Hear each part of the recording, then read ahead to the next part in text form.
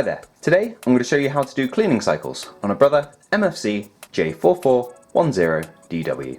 Now this can be done from the printer itself using nothing but the touchscreen and the buttons you can see here. So, to get us to the correct menu, we're going to press these little bars of colour, which are essentially a indicator of the estimated ink levels of the ink cartridges. Once we're in that, we'll see cleaning as the second option. So we press on the screen. Now, these Brother printers have an option to clean either black, colour or all.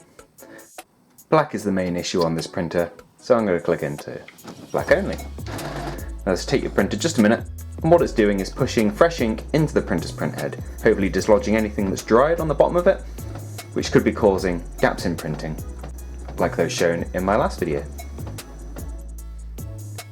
With the clean complete, you return to this screen, and if you want to see the result of your cleaning, I'd recommend going into that same menu, clicking test print instead. And you can carry on doing cleans and test prints until you're happy with the quality of your print.